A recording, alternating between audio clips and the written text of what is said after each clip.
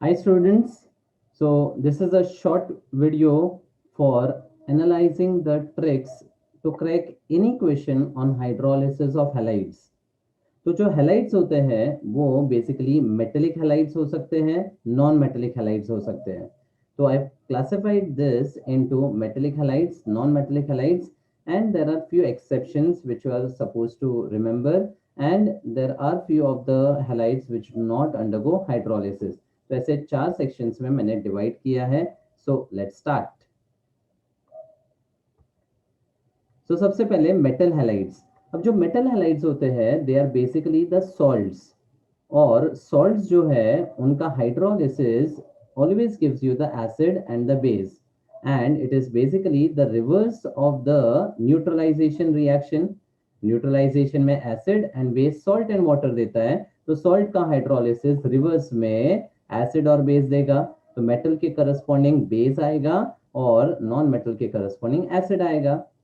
ठीक है. S block के अल्कली मेटल्स में there is only LiCl which undergo hydrolysis. The reason is this is a covalent compound and that's why hydrolysis is possible. NaCl, KCl इनका hydrolysis नहीं होता है because they are ionic compounds, and the hydrolysis gives you the strong acid and strong base, मतलब solution neutral हो जाता है. There is no breakdown of water which actually happens in case of NaCl, hence we say it doesn't undergo hydrolysis. Next, alkaline earth metals में beryllium magnesium covalent compounds हैं, उनके chlorides. तो they will form the corresponding base of beryllium hydroxide and HCl. वैसे ही magnesium का hydroxide और HCl बनेगा. AlCl3 फजान्स rule के हिसाब से बहुत ही ज्यादा कोवेलेंट कैरेक्टर शो करता है, तो उनका hydrolysis will form AlOH thrice and HCl. So that is related with metal halides. Shortcut trick क्या है? मेटल हैलाइड्स का hydrolysis gives you acid and base, and the reaction is a reverse of neutralisation reaction. Non metal halides. Now non metal के halides जब hydrolyse करते हैं तो जो positive oxidation state में नॉन मेटल होता है that always gives the oxy acid in the same oxidation state. Oxy acid in the same oxidation state, and it the corresponding hydrohalic acid. तो जो भी हैलाइड है उसका HX बनेगा, और जो भी non metal positive oxidation state में उसका ऑक्सी एसिड बनेगा. सो एग्जांपल, BCl3 का हाइड्रोलिसिस बोरॉन +3 ऑक्सीडेशन स्टेट में है, so it will form H3BO3 orthoboric acid and HCl. Silicon tetrachloride के केस में इट विल फॉर्म SiOH4, जिसको इक्विवेलेंटली H4SiOH4 लिख सकते हैं, and that's called silicic acid, and that is in the same oxidation state of +4.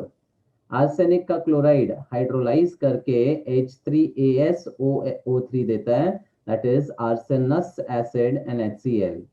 ना phosphorus के दो main chlorides हैं, that is trichloride and pentachloride. Trichloride का hydrolysis will give H3PO3 and HCl, that is phosphorus acid in +3, and pentachloride का hydrolysis gives you H3PO4 in the same +5 oxidation state and HCl. So just follow the trick, it is simple. Sulfur in the +4 oxidation state will form H2SO3 sulfurous acid and HF. इस case में fluoride है तो HF मिलेगा. Selenium का tetrafluoride similar to SF4 will form H2SeO3 called selenous acid and HF in the same oxidation state. Tellurium का hexafluoride का hydrolysis will form TeOH6, which could be written as H6Te and O6. ठीक है, and along with that HF बनेगा. अब these are the interhalogen compounds. तो interhalogen compounds में right वाला non metal electro more electronegative होता है, and the left one is electropositive, rather less electronegative हो जाएगा, एंड इनके oxidation states are increasing in the order of +1 +3 +5 and +7. तो जो पॉजिटिव ऑक्सीडेशन स्टेट है वो करस्पॉन्डिंग ऑक्सी एसिड देगा in the same oxidation state and HF would be the hydrohalic acid. फिर chlorine के केस में it will form HClO2 that is the chlorous acid and HF। Bromine के case में HBrO3 that is bromic acid and HF। And iodine के case में it will form HiO4 and HF। So this is hypochlorous in +1, this is chlorous in +3, this is bromic in +5, and this is periodic in +7. So funda remains the same. The non-metal halides on hydrolysis form oxy acid in the same oxidation state, and the byproduct would be hydrohalic acid. Now few exceptions. जो lead chloride है, it's a non-metal chloride. So hydrolysis, as per the trick, it should have given a base and the acid. Pb का dichloride on hydrolysis forms PbOH and Cl. Hydroxychloride बनाता है along with HCl, and Pb का +4 will form PbO2 and HCl. Nitrogen का trichloride forms ammonia and hypochlorous acid, ammonia and hypochlorous acid NCl3 के case में। और antimony का trichloride forms SbOCl and HCl, oxocation. वैसे ही bismuth from the group 15 forms BiOCl and HCl। Now coming to inert gases का halides. Inert gases के halides में two main halides are XeF4 and XeF6। जो F4 वाला है वो partial hydrolyse हो सकता है या कंप्लीट। पार्शियल में सारे के सारे F कंज्यूम नहीं होंगे, कंप्लीट में सारे F कंज्यूम होंगे। तो F4 को कंज्यूम करने के लिए मुझे हाइड्रोजन 4 चाहिए, that is why complete hydrolysis मतलब 2H2O के साथ। अब ट्रिक यहाँ पर सिंपल है, जितने हाइड्रोजन है उसके साथ HF बना के निकाल दो, मतलब 2HF निकल जाएगा। अब जो भी बचा वो आपका मेन प्रोडक्ट होगा, मतलब Xe बचा यहाँ से, O बचा वाटर में से, और F2 बचा F4 में से। कंप्लीट हाइड्रोलिसिस होगा तो 4HF निकल जाएगा, 4HF निकल जाएगा, and we will get XeO2।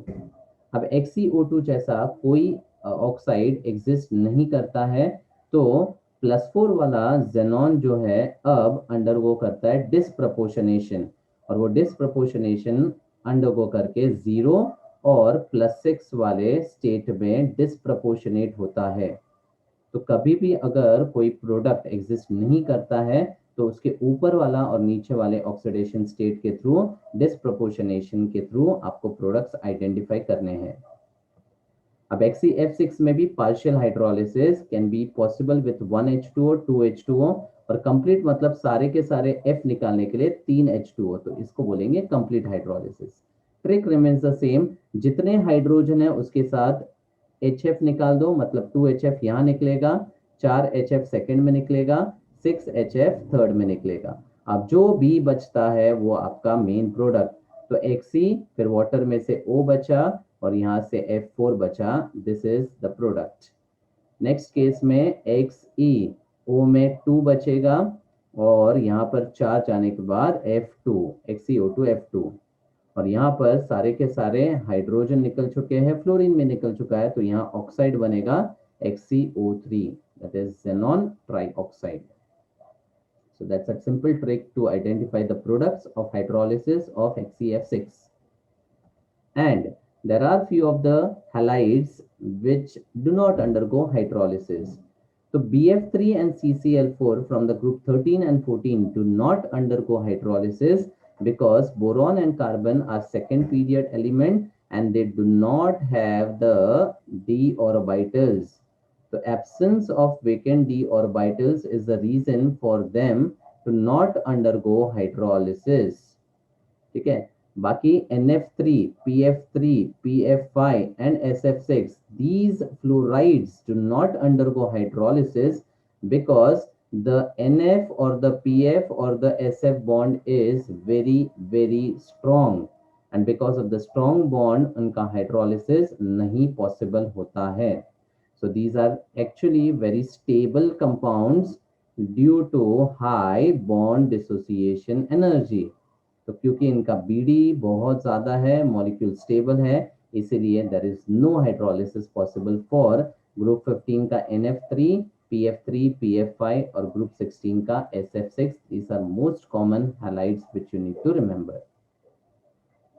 That's all. Thank you.